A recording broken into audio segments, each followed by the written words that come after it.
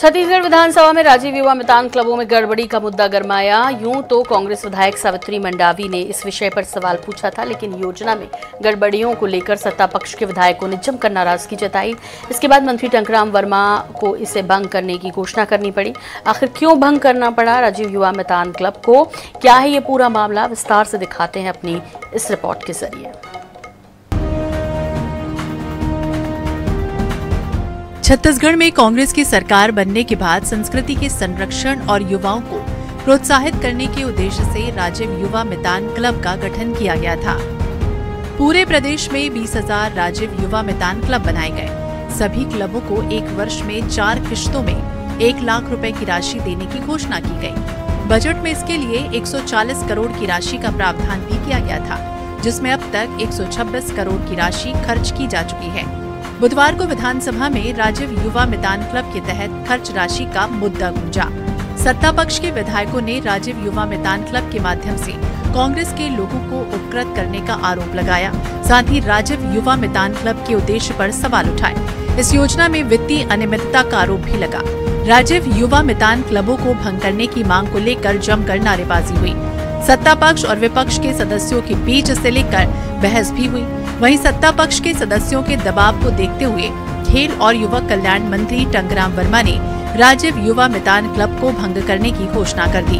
उन्होंने ऐलान कर दिया कि इस योजना के तहत खर्च की गई 126 करोड़ की राशि का ऑडिट कराया जाएगा और योजना में हुई गड़बड़ियों की जांच भी होगी। सत्ता पक्ष के सदस्य लगातार इस योजना में गड़बड़ी का आरोप लगा रहे हैं, तो वहीं कांग्रेस के सदस्य राजीव युवा मितान क्लबों को भंग करने की दुर्भावना की कार्रवाई बता रहे हैं।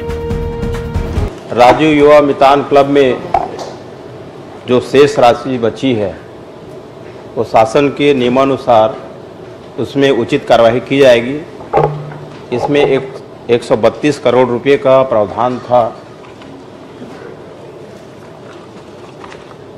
और 40 करोड़ रुपए 60 करोड़ रुपए 40 करोड़ रुपए शेष है। 60 करोड़ रुपए लगभग खर्च किए जा चुके हैं और जो बची हुई राशि है उनका जो नियम बनता है नियमानुसार उसमें कार्रवाई की जाए। सरकार बदलने के बाद में भाजपा की सरकार ने उसे बंद करने का फैसला किया है और झूठा आरोप उन पर लगाया गया कि वे सभी राजीव मितान में घोटाला हुआ है, घपला हुआ है। तो हमने आज सदन में इसका विरोध भी किया कि ये पहली बार छत्तीसगढ़ में छत्तीसगढ़ के युवाओं के लिए सोचने वाली सरकार ने इस तरीके से राजीव युवा मितान के माध्यम से जो बड़ा कदम उठाया था, उन्हें सामने लाने का काम किया, उनके साथ धोखा हुआ है। इसको लेकर आने वाले समय हम सभी राजीव युवा मितान के अंदर के साथ बात करेंगे और उनका विरोध करेंगे।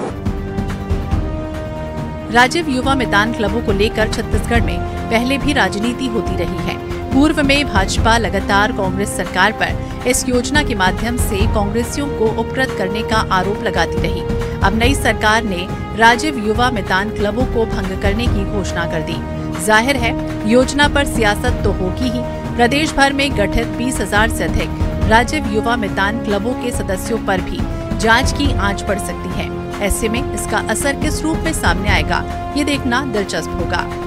INS 24/7 के लिए रायपुर से गौरव शर्मा की रिपोर्ट।